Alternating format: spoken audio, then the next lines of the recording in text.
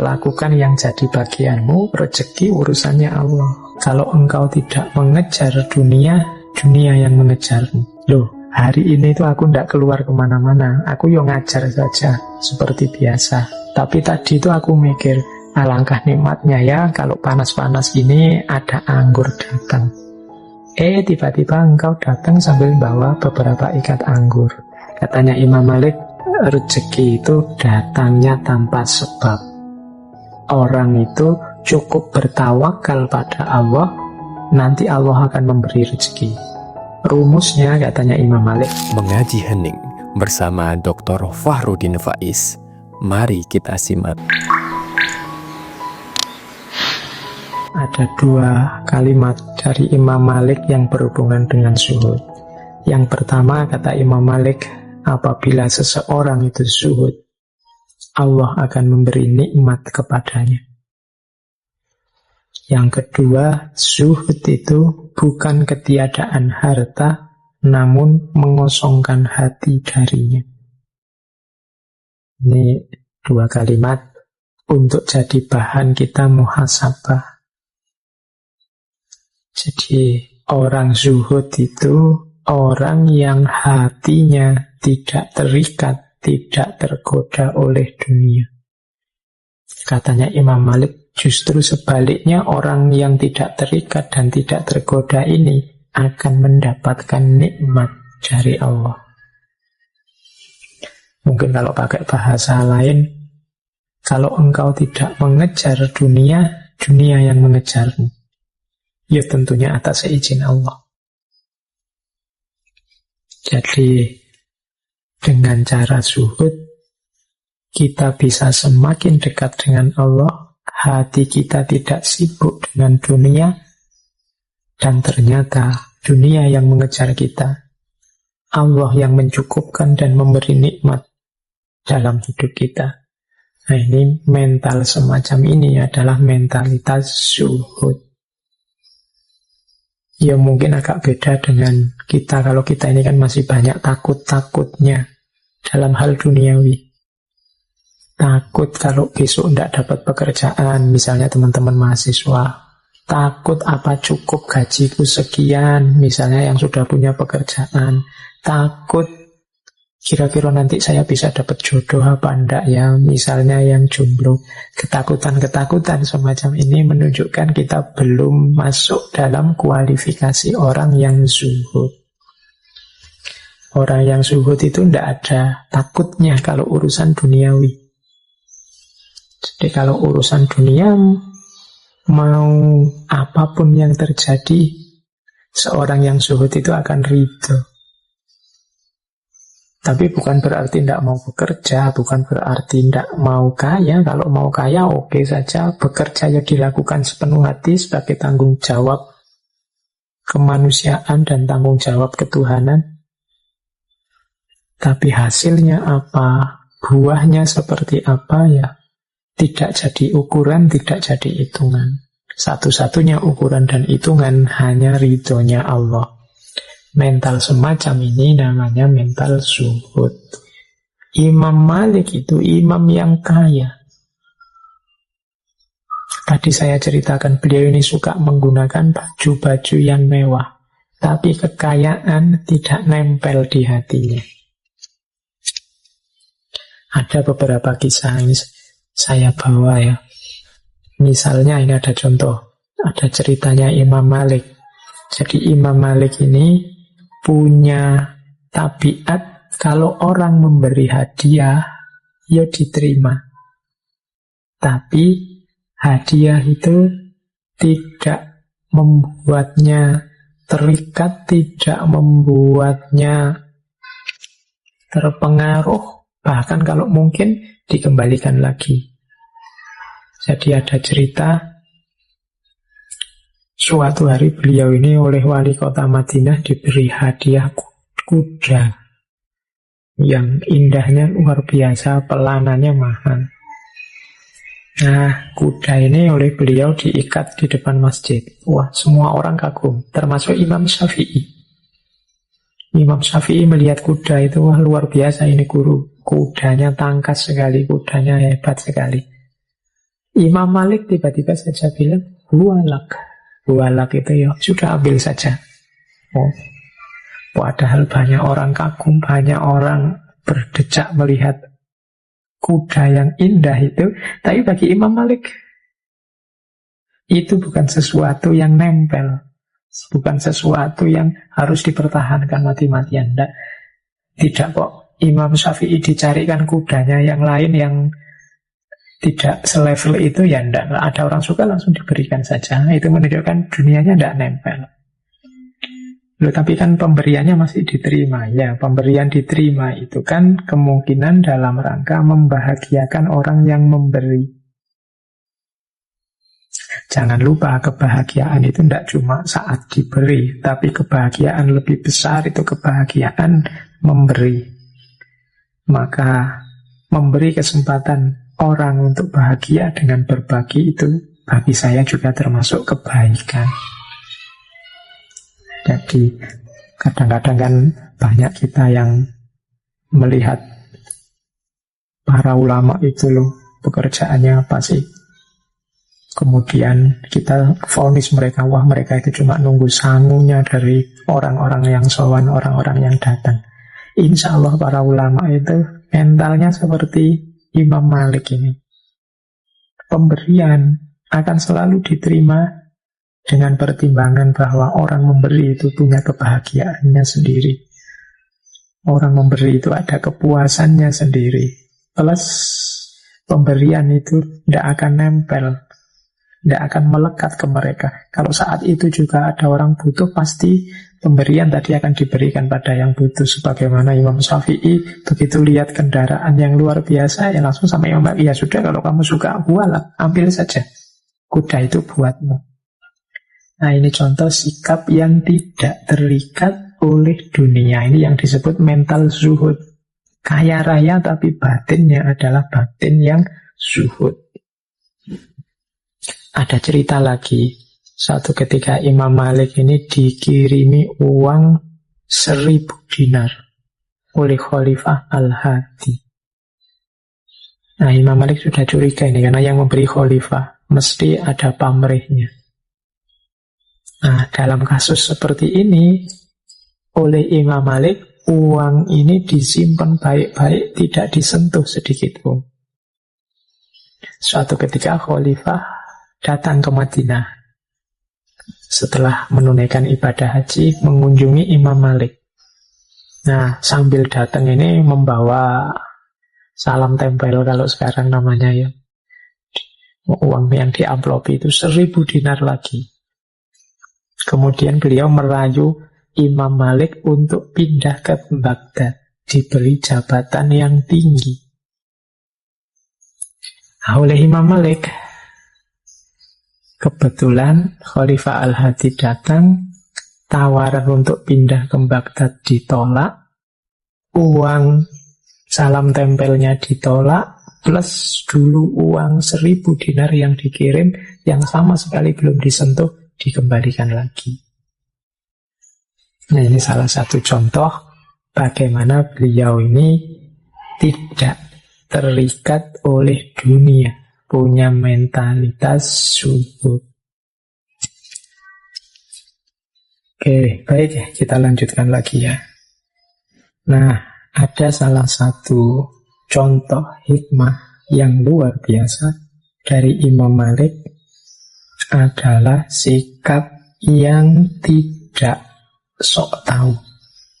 Jadi Imam Malik ini dikenal punya kalimat idola, yaitu la adri, atau aku tidak tahu. Dan ini banyak sekali cerita-cerita tentang tabiat sangat tawaduknya Imam Malik. Jadi beliau ini tidak mengklaim dirinya tahu segala hal. Kalau memang ada pertanyaan yang beliau tidak tahu, beliau tidak malu-malu jawab, saya tidak tahu. Dan tidak akan ngarang-ngarang jawaban untuk menghibur orang biar kelihatan pintar, enggak. Atau biar orangnya puas, enggak. Kalau tidak tahu, ya tidak tahu. Karena urusan ilmu tidak bisa sembarangan. Ada cerita seorang laki-laki dari jauh, dari tempat yang jauh datang pada Imam Malik tentang satu masalah. Imam Malik menjawab, la uhsinuha. Jadi la uhsinuha itu artinya aku tidak ngerti masalah itu dengan baik. Bayangkan, ini tidak sekedar tidak tahu. Aku tahu, tapi pengetahuanku belum tuntas. Makanya jawabannya la uhsinuha. Aku tidak ngerti masalah itu dengan baik. Nah, laki-laki ini mendesak. Karena mungkin bayangannya dia kan, ini ulama besar, masa tidak tahu. Tolonglah, aku telah melakukan perjalanan jauh untuk bertanya kepadamu tentang masalah ini. Imam Malik terus menegaskan, ketika engkau kembali ke tempat tinggalmu, kabarkan pada masyarakat di sana bahwa aku berkata kepadamu, la uhsinuha. Jadi ya aku ngerti kamu orang jauh, tapi aku tidak ngerti masalah itu dengan baik. Jadi ya nanti kalau kamu kembali pada masyarakatmu, katakan saja apa adanya. Jawabannya Imam Malik, la uhsinuha. Nah, ini contoh ulama besar yang sadar diri dan tahu diri. Ngerti batas pengetahuannya. Kalau memang tidak tahu, ya bilang tidak tahu, biar tidak menyesatkan orang. Ada cerita dari Khatib Al-Baghdadi, beliau cerita bahwa Imam Malik itu satu ketika pernah ditanya 48 masalah, yang dijawab hanya 2. Sisanya dijawab dengan la adri. Jadi sisanya dijawab dengan tidak tahu. Ya karena memang tidak tahu, masuk ngarang. Karena memang tidak tahu kan tidak mungkin terus dikira-kira apalagi urusan agama. Jadi saya tidak tahu. Bahkan tidak hanya la adri, tadi kan la uhsinuha. La uhsinuha itu jane yang ngerti tapi belum tuntas. Aku belum tahu dengan baik. Nanti saja kalau sudah dicek sampai baik baru berfatwa. Kalau memang belum tahu ya belum tahu. Makanya ada satu quotes yang luar biasa dari kalimatnya Imam Malik, junnatul alim qauluhu la adri.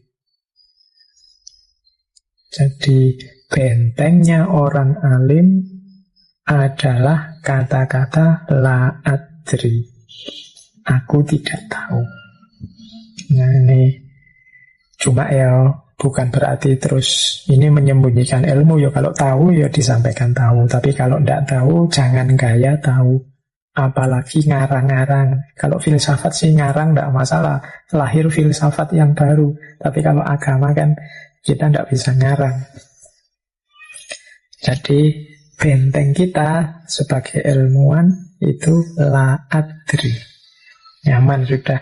Ya yang lain juga begitu. Kalau ada tokohmu, idolamu, ulama yang kau ikuti menyatakan la adri, ya jangan diremehkan, jangan dianggap rendah, jangan dianggap berarti ilmunya masih cetek. Tidak begitu. Justru itu menunjukkan kebesaran hatinya, ketawaduannya untuk tidak mengatakan sesuatu yang dia belum sepenuhnya mengerti. Jadi ya nanti dulu. Kalau saat ini ditanya, ya jawabannya masih la adri. Dan la adri ini jadi salah satu nasihat khususnya Imam Malik kepada Imam Syafi'i. Jadi ini saya bawa beberapa nasihatnya Imam Malik kepada Imam Syafi'i. Langsung saja ya, saya teruskan tentang nasihatnya kepada Imam Syafi'i. Jadi yang pertama tadi, beliau menasehati, biasakan dirimu untuk mengatakan tidak tahu. Ini kalimatnya biasakan, karena orang yang tidak terbiasa mengatakan tidak tahu, biasanya gengsi mengatakan tidak tahu. Jadi karena dia mungkin terlanjur merasa dirinya besar, terlanjur merasa dirinya pintar. Jadi kalau ada pertanyaan kok tidak bisa jawab, rasanya kok merendahkan dirinya. Akhirnya dia ngarang-ngarang. Maka Imam Malik menasihati Imam Syafi'i, biasakan untuk mengatakan tidak tahu. Nah, ini falsafah tidak tahu. Terus Ada lagi pesannya Imam Malik kepada Imam Syafi'i, sesungguhnya Allah telah menganugerahkan cahaya di dadamu, maka jangan engkau padamkan dengan maksiat. Jadi Imam Syafi'i ini kan salah satu muridnya yang top, yang pinter, yang nanti jadi teman diskusi yang luar biasa.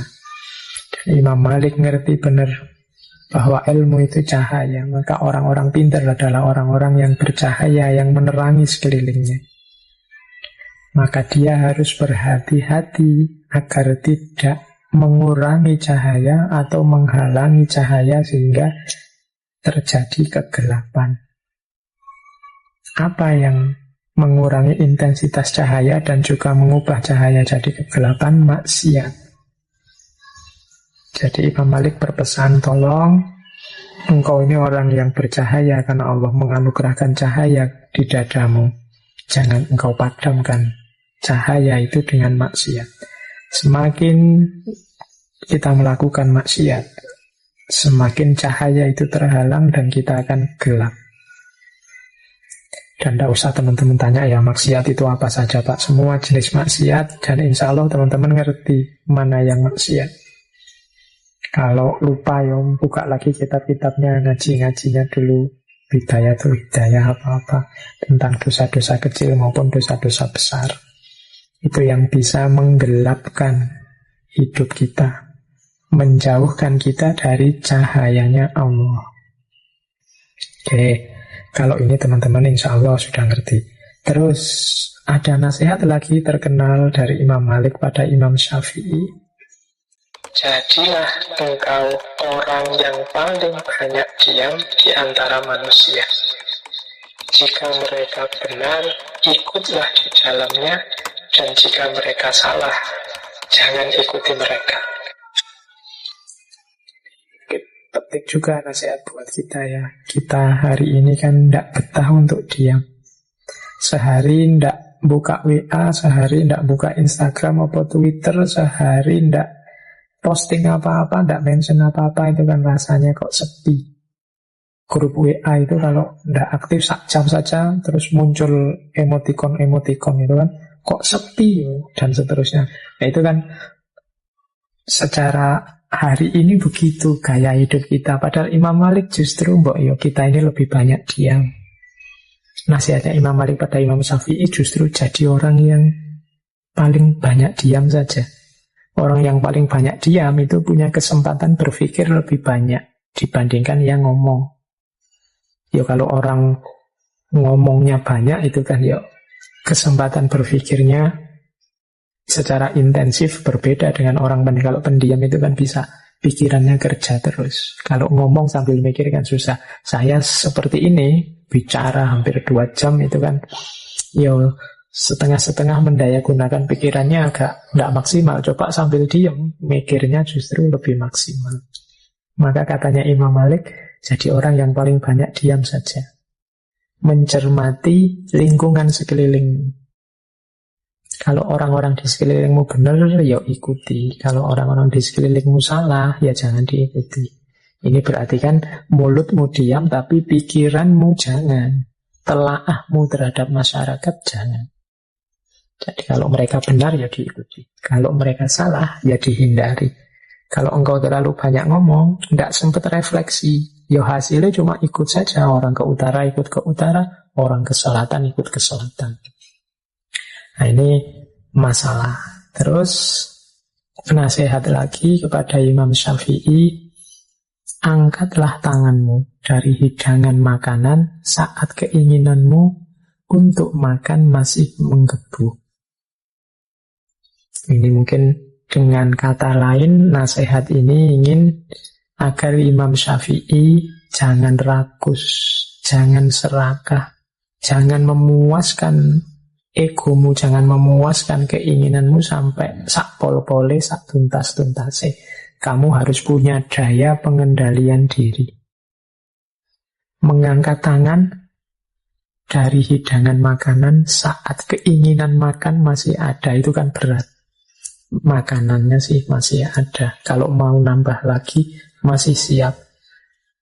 Dan sebenarnya juga belum terlalu kenyang, masih ingin nambah lagi. Tapi nasihatnya Imam Malik, kalau engkau bisa berhenti dalam situasi seperti itu, ya berarti engkau punya kemampuan mengendalikan diri. Hasrat dan nafsu jangan dimanjakan. Jadi ini salah satu jalan untuk mendidik diri. Kita ini kan sering kesulitan di sini. Kalau sudah seneng itu terus. Mungkin di antara teman-teman ada yang maniak game, ya game online atau game apa. Itu kan terus. Coba nasihatnya Imam Malik ini dijalankan. Keinginan main gamenya masih menggebu-gebu, kuotanya masih banyak, tapi ya saatnya berhenti ya berhenti. Jadi kemampuan mengendalikan diri. Nah ini nasihat-nasihat penting ini saya pilih dari Imam Malik pada Imam Syafi'i yang menurut saya relevan untuk kita ikuti juga hari-hari ini. Oke, ini Imam Malik dan Imam Syafi'i ini kan guru murid, sama-sama pintar, sama-sama luar biasa. Dalam banyak pandangan mereka ini berbeda. Tapi tetap Imam Syafi'i menghormati Imam Malik. Imam Malik menyayangi Imam Syafi'i. Ada banyak cerita perbedaan pendapat antara guru murid ini, tapi berakhir dengan kegembiraan. Berakhir dengan kebahagiaan semuanya. Ini perlu kita teladani. Berbeda tidak harus konflik. Jadi ada cerita begini. Jadi suatu ketika Imam Malik ini bilang pada Imam Syafi'i pandangannya tentang rezeki. Katanya Imam Malik, rezeki itu datangnya tanpa sebab. Orang itu cukup bertawakal pada Allah, nanti Allah akan memberi rezeki. Rumusnya, katanya Imam Malik, lakukan yang menjadi bagianmu, selanjutnya biarkan Allah mengurus yang lainnya. Ini Imam Malik mengikuti hadis, kalau sabdanya Rasulullah, kalau kalian bertawakal pada Allah, sebenar-benarnya tawakal, Allah akan memberikan rizki kepada kalian, sebagaimana rizki kepada burung yang pergi dalam keadaan lapar, lalu pulang dalam keadaan kenyang. Jadi pendapatnya Imam Malik, rezeki itu tidak usah dicari, cukup orang itu jalankan tugasnya dengan baik.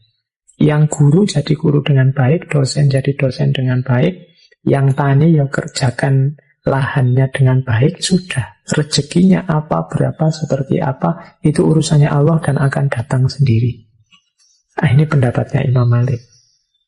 Nah, Imam Syafi'i punya pendapat yang berbeda kepada gurunya. Wahai Syekh, karena tadi alasannya hadis seperti burung yang pergi dalam keadaan lapar lalu pulang dalam keadaan kenyang, Imam Syafi'i bilang, wahai Syekh, kalau burung itu tidak keluar dari sangkarnya, bagaimana mungkin ia mendapatkan rezeki? Jadi gurunya bilang rezeki itu tidak usah dicari, dia akan datang sendiri. Kalau Imam Syafi'i bilang, ya tidak, rezeki ya harus dicari, harus dijemput. Nah ini beda pendapat, tapi ya tidak gegeran. Nah ada cerita terus. Suatu ketika Imam Syafi'i ini berjalan-jalan, beliau melihat serombongan orang sedang panen anggur. Wah, terus Imam Syafi'i, wah, ini ada kesempatan untuk dapat rezeki. Imam Syafi'i terus membantu panen anggur itu. Membantu orang panen. Nah, setelah panen selesai, Imam Syafi'i diberi imbalan beberapa ikat anggur sebagai balas jasa. Wah, ini senang Imam Syafi'i ini dapat anggur, lumayan ini. Selain dapat anggur ini, saya mau menunjukkan ke guruku bahwa teoriku yang lebih benar. Datanglah Imam Syafi'i dengan membawa anggur pada Imam Malik. Ditaruhlah anggur itu di depan Imam Malik. Imam Syafi'i cerita pengalamannya tadi, membantu orang panen anggur. Terus Imam Syafi'i bilang, seandainya saya tidak keluar dari pondok kita ini dan melakukan sesuatu, membantu orang panen, ya tentu saja anggurnya tidak akan pernah nyampe di tangan saya ini, yang kita makan bareng-bareng ini. Kalau saya diam saja, ya anggurnya tidak datang. Mendengar kalimatnya Imam Syafi'i ini, Imam Malik ya tersenyum. Kemudian dia ngincipi anggurnya. Loh, hari ini tuh aku tidak keluar kemana-mana. Aku ya ngajar saja, seperti biasa. Tapi tadi itu aku mikir, alangkah nikmatnya ya kalau panas-panas gini ada anggur datang. Tiba-tiba engkau datang sambil bawa beberapa ikat anggur. Loh, bukankah ini bener aku toh? Lakukan yang jadi bagianmu, rezeki urusannya Allah. Nah, jadi dua orang guru murid pendapatnya beda, masing-masing membawa bukti. Akhirnya bagaimana? Akhirnya dua-duanya sama-sama tertawa, sama-sama senang menikmati anggur bersama-sama. Ini adabnya orang beda pendapat.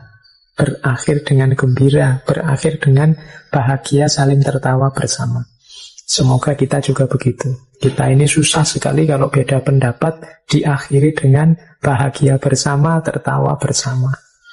Sering-seringnya kita itu kalau beda pendapat berakhir dengan konflik, nambah musuh. Oke, kita lanjutkan.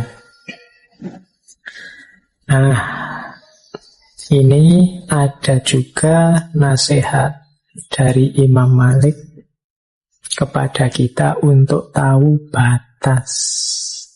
Jadi karena memang ilmu agama itu bertaburan hal-hal yang gaib, sehingga bisanya kita cuma percaya saja. Akal kita mungkin dipaksakan bisa membahas, cuma hasilnya kalau katanya orang barat spekulasi-spekulasi. Jadi ada hal-hal yang cukup diimani saja. Kalau dipertanyakan malah jadi masalah. Ini kalau dalam bahasa saya kita harus ngerti batas kita. Jadi suatu ketika ada cerita di majelisnya Imam Malik ini, ada orang bertanya, mungkin ini orangnya belajar filsafat, jadi pertanyaannya agak aneh-aneh.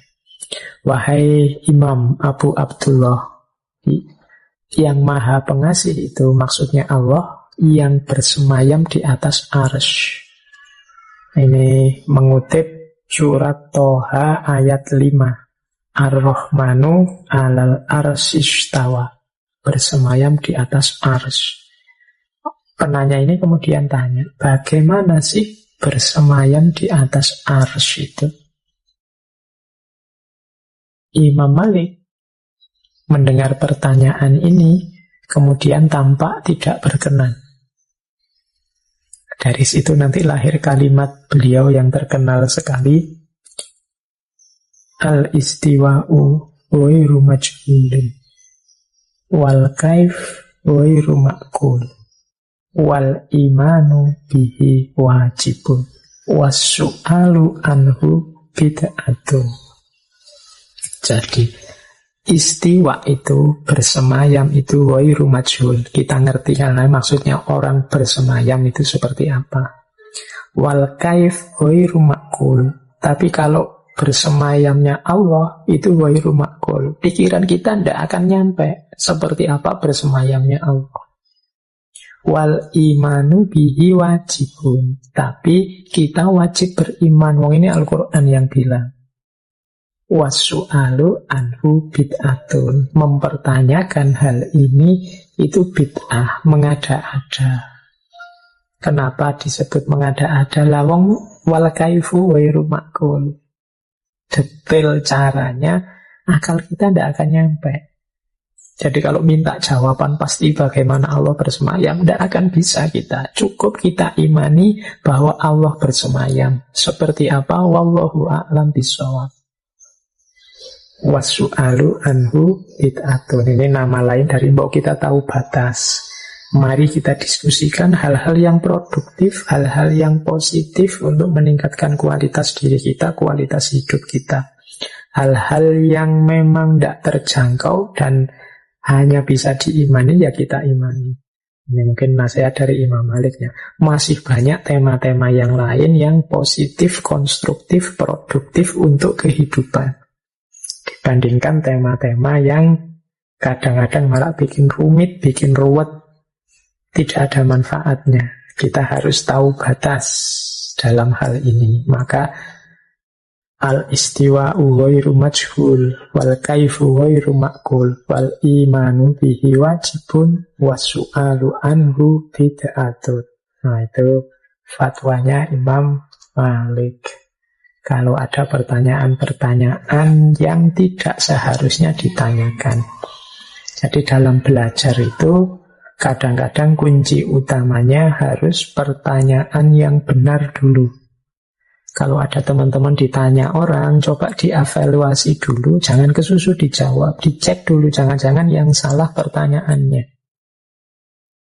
Jadi dulu waktu saya belajar filsafat ketuhanan klasik itu ada isu yang diperdebatkan ramai sekali. Tapi ternyata ketemunya ini yang salah pertanyaannya tentang kemahakuasaan Tuhan. Jadi apakah Tuhan bisa menciptakan sesuatu yang Tuhan sendiri tidak bisa? Misalnya menciptakan batu yang besar yang Tuhan sendiri tidak bisa mengangkat. Loh, ini pertanyaan kontradiksi secara logika. Karena yang dicari Tuhan bisa atau tidak, tapi parameternya Tuhan tidak bisa. Apakah Tuhan bisa menciptakan yang Tuhan sendiri tidak bisa? Ada dua hal yang kontradiksi. Nah, ini ada isu ini di filsafat ketuhanan. Oke, baik. Jadi intinya ini menasehati kita untuk tahu batas. Terima kasih sudah menyimak. Semoga channel Mengaji Hening bersama Dr. Fahrudin Faiz selalu bisa memberikan ilmu, motivasi, dan kebermanfaatan. Salam sehat dan bahagia.